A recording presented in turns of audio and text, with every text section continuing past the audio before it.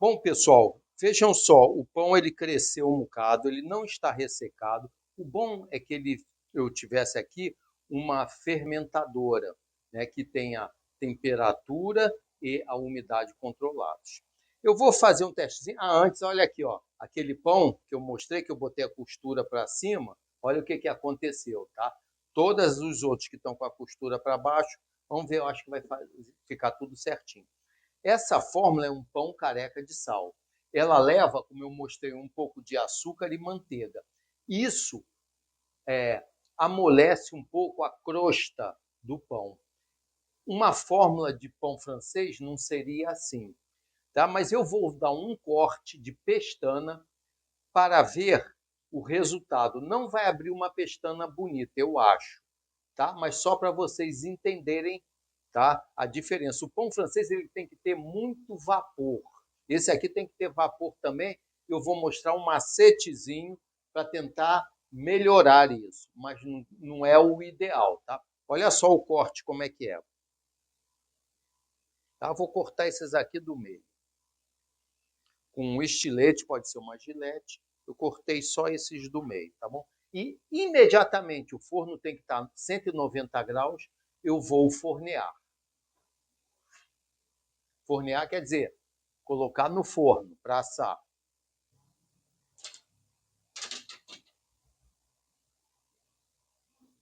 Olha só. E aí, olha o detalhe aqui. Eu vou jogar um pouco de água aqui no tabuleiro para tentar fazer um pouco de vapor. E vou jogar no pão também para tentar dar um pouco de brilho, tá? E agora é só aguardar os 15 minutos 16. Ok? Olá, pessoal. Voltamos aqui com nossos pães assados. Alguns comentários aqui para vocês. Se lembram, ele está quente ainda, ó, que eu falei desse aqui, ó, a costura eu botei, coloquei propositadamente para cima. Olha que coisa horrível, né? Tem gente até que vai achar bonito e tal. Pão tá leve. Ele ainda está acabando de secar, tá? Ele, depois que esfriar, ele vai ficar mais leve ainda, tá? E o sabor dele está ótimo. Com certeza nós vamos ver daqui a pouco. Outro detalhe, pessoal, aqueles que nós cortamos, olha só, não abriu aquela pestana bonita que tem o pão francês, que tem açúcar e manteiga. Isso atrapalha. Outro detalhe, pessoal, ó, esse aqui ficou bem bonitinho, esse careca de sal. Brilho. Ele tem que ter um certo brilho, mas está com muito pouco brilho. E o vapor que faria também ele abrir, além de tirar esses dois ingredientes, o açúcar e a manteiga, tá? Então, quer dizer, está muito bem feito, está levezinho, tá? Mas como eu não tenho vapor no meu forno, e vocês também não devem ter em casa, então, assim, o pão de sal não é o melhor dos pães para você fazer. Vai ficar bom, tá? Mas a aparência dele não é o que eu gostaria, tá? Eu queria, ó, o óleo é importante aqui para não grudar. Eu queria ele mais bonitinho, assim, mais lisinho, tá? Mas está bem assadinho, direitinho. E agora vamos à melhor parte, né? Que é o quê? Ver como que ele ficou.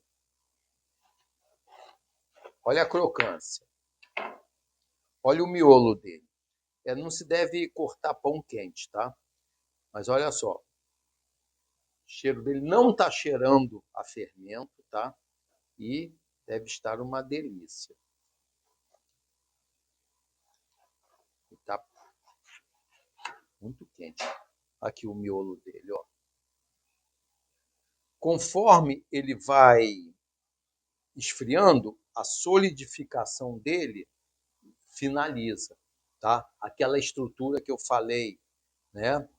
A gelatinização do amido, é a estrutura interna do pão, é aquele andaime, né, que dá sustentação ao pão.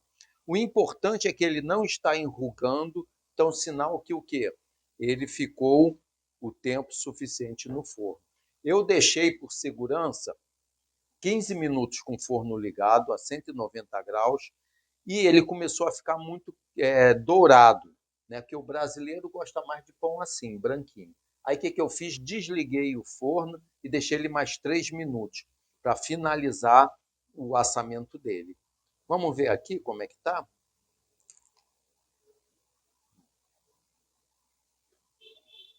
Muito bom. Dizem que não é possível fazer pão sem melhoradores. O sabor do pão sem melhorador, sem aditivos, é outro. Você sente a farinha. Essa é a nossa proposta: sabor e saúde. Pratiquem, pessoal. É o primeiro pão que vocês vão fazer. Não é muito difícil. Basta vocês verem o vídeo com atenção e seguirem passo a passo. Peguem meio quilinho de farinha e tentem fazer em casa. 1, 2, 3 vezes. E dá para o pessoal comer em casa, né? Para eles dizerem se está bom ou se está ruim.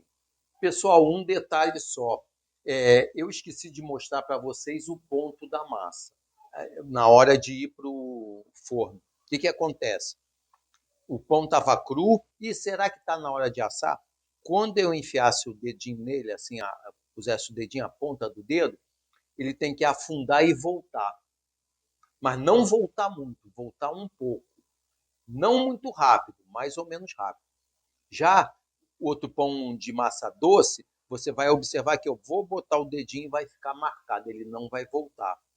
Aí está na hora de assar. Esse aqui não. Você enfia o dedinho, ele volta um pouco. Tá bom? Só um detalhe. Ok? Um grande abraço para vocês, até a próxima aula e boa sorte.